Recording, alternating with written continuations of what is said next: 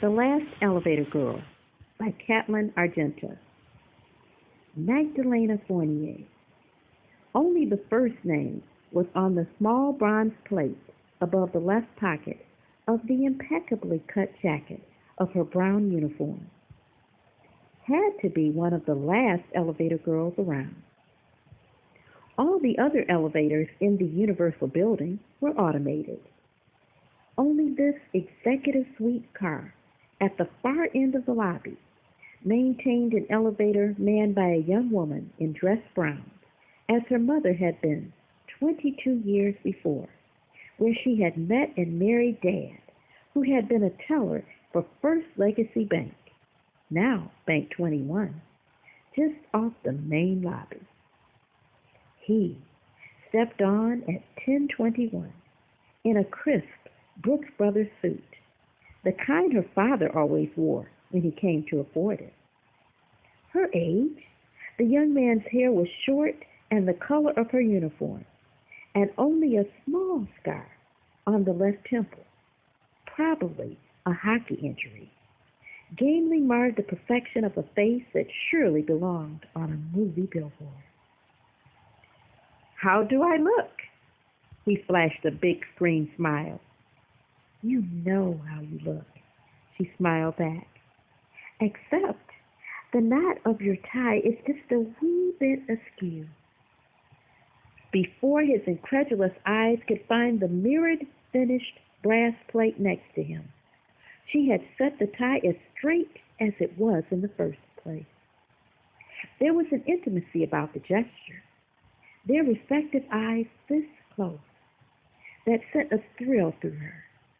Now she set the Otis in motion, and they were on their way. "Think you'll get the job?" she asked. "You know I'll get the job," he flashed that grin again. "They'd be foolhardy to miss the opportunity."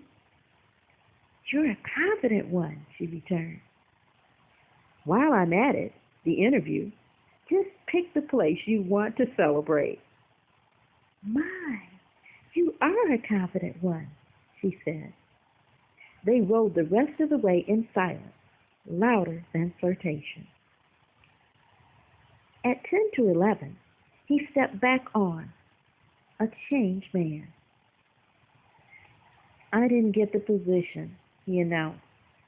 "I didn't know some program named Cheer Page."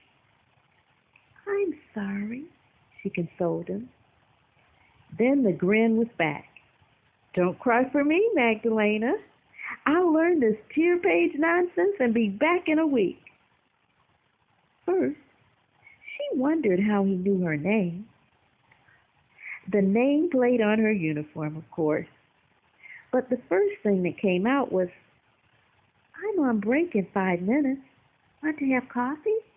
"Absolutely not," came the quick reply. "No?" She was hurt. "I want to do this thing upright," he followed quickly. "Nothing less than Sebastian's on the mezzanine here when I'm working in the Universal building like you. But with you out of uniform into something smart and chic that will make heads turn like the turnstiles at old Yankee Stadium. The one that Ruth, DiMaggio, and Mantle built with their bare hands and Louisville sluggers."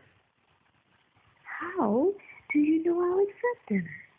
I mean, coffee is one thing," she started weakly, before he cut her off. "You'd be foolhardy and reckless to pass on the opportunity," came the confident retort. On the ground floor, he emerged and turned with the agility of the athlete he obviously was. "Thanks for straightening my tie. It was fun. See you next week." She watched him go as the CEO of Brentmore Investments stepped on board. "Nice-looking young man," he remarked amiably. "Does he work here?" "He goes to work for your company, sir, in about 2 weeks."